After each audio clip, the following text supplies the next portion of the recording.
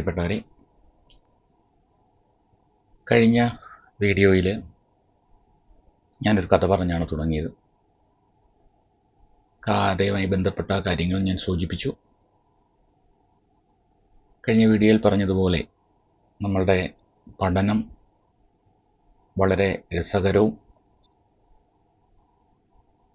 Interesting ആക്കി മാറ്റാനുള്ള ചില കാര്യങ്ങൾ പറഞ്ഞു തരാം എന്നാണ് പറഞ്ഞത്. അതിൽ ഒരു പോയിൻ്റാണ് ഇന്നത്തെ വീഡിയോയിൽ ഞാൻ പറയാൻ ഉദ്ദേശിക്കുന്നത്.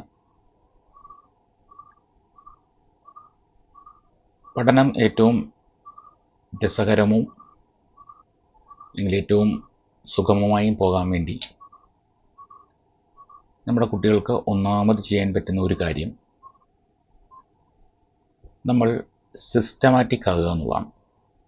ഇതൊക്കെ പലപ്പോഴും നിങ്ങളുടെ ടീച്ചർമാരും അല്ലെങ്കിൽ മറ്റുള്ളവരൊക്കെ പറഞ്ഞു തന്നിട്ടുള്ള കാര്യം തന്നെ ആയിരിക്കാം. അപ്പോൾ അതിലൊന്ന് നമ്മുടെ പഠനം സിസ്റ്റമാറ്റിക് ആകുക എന്നുള്ളതാണ്. എന്താണ് ഈ സിസ്റ്റമാറ്റിക് ആകുക എന്ന് ഉദ്ദേശിക്കുന്നത്? മുഴുവൻ സമയം ഇരുന്ന് പഠിക്കുന്നതാണോ, അല്ലെ ഒരു സമയം പോലും കളയാതെ പഠിക്കുന്നതാണോ, അല്ലെങ്കിൽ രാവിലെ മുതൽ വൈകുന്നേരം വരെ ഇരുന്ന് പഠിക്കുന്നതാണോ? എന്താണ് സിസ്റ്റമാറ്റിക് ആകുക? ഞാൻ കഴിഞ്ഞ വീഡിയോയിൽ പറഞ്ഞതുപോലെ നമ്മുടെ കുട്ടികൾ ചില കുട്ടികൾ ഒരുപാട് സമയം ഇരുന്ന് പഠിക്കാറുണ്ട്, പക്ഷെ അവർക്ക് മാർക്ക് കിട്ടാറില്ല എന്നുള്ളത് ഒരു സത്യമാണ്. അപ്പോൾ അതിന് വേണ്ട ഏറ്റവും ആദ്യത്തെ കാര്യമാണ് അവരുടെ പഠനം സിസ്റ്റമാറ്റിക് ആകുക എന്നുള്ളത്.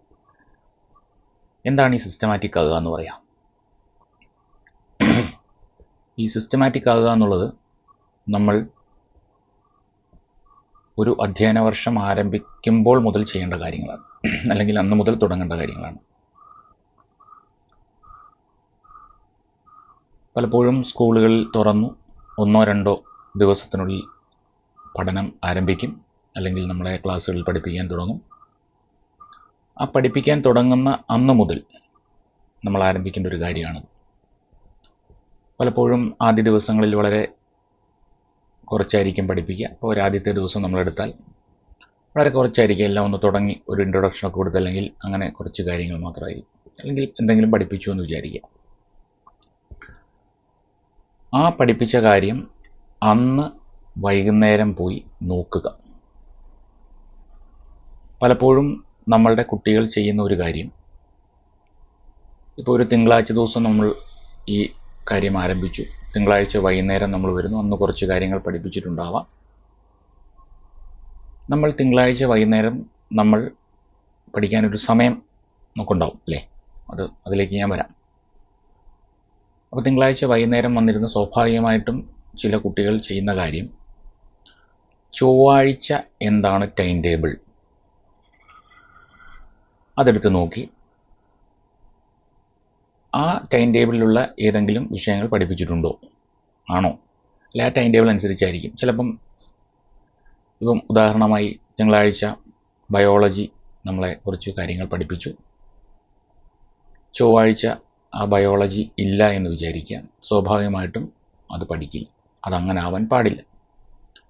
ഇവിടെയാണ് നമ്മുടെ സിസ്റ്റമാറ്റിക് എന്നുള്ള കാര്യം തുടങ്ങുന്നത്. നമ്മൾ തിങ്കളാഴ്ച വൈകുന്നേരം വന്ന് അടുത്ത ദിവസം ഏത് വിഷയമാകട്ടെ, അല്ലെങ്കിൽ ബയോളജി ആയിക്കട്ടെ, അത് ഇല്ല എങ്കിൽ പോലും നമ്മൾ ആ പഠിപ്പിച്ച പാഠഭാഗം കൃത്യമായി നോക്കണം. ഇത് നോക്കാതെ വരുമ്പോഴുള്ള ഒരു പ്രശ്നം, പിന്നീട് മുന്നോട്ടുള്ള ദിവസങ്ങളിൽ ഈ പഠിപ്പിച്ചതിൻ്റെ ബാക്കിയാണ് നമ്മൾ പഠിപ്പിക്കുക. അതിങ്ങനെ കുന്നുകൂടിക്കൊണ്ടിരിക്കും. എല്ലാ സബ്ജക്റ്റുകളെയും വെച്ചിട്ടാണ് ഞാൻ പറയുന്നത്. പലപ്പോഴും കുട്ടികൾ എന്താ ചെയ്യുക, അടുത്ത ദിവസം എന്ത് വിഷയമുണ്ട്, അല്ലെങ്കിൽ അടുത്ത ദിവസത്തെ ടൈം ടേബിൾ എന്തുണ്ട് എന്ന് നോക്കി അത് അവർ നോക്കും, അല്ലെങ്കിൽ പഠിക്കാൻ ശ്രമിക്കും. അപ്പോൾ പലപ്പോഴും നമ്മളുടെ ചില വിഷയങ്ങൾ കൃത്യമായി പോകാതെ വരികയും അത് പിന്നീട് മുന്നോട്ട് പോകുന്തോറും അതിൻ്റെ എന്താ പറയുക, കൂടിക്കൂടി വരികയും ചെയ്യും.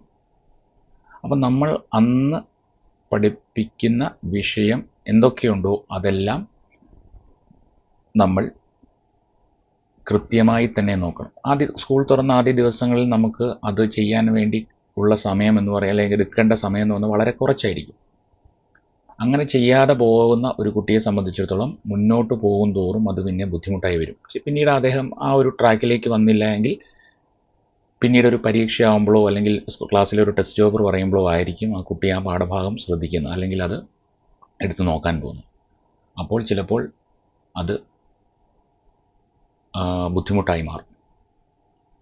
നേരെ മറിച്ച് കൃത്യമായി ഒരു സമയത്ത് പഠിക്കാനുള്ള സമയം, ഞാൻ പറഞ്ഞ സമയത്തെക്കുറിച്ച് ഞാൻ പിന്നീട് സംസാരിക്കാം,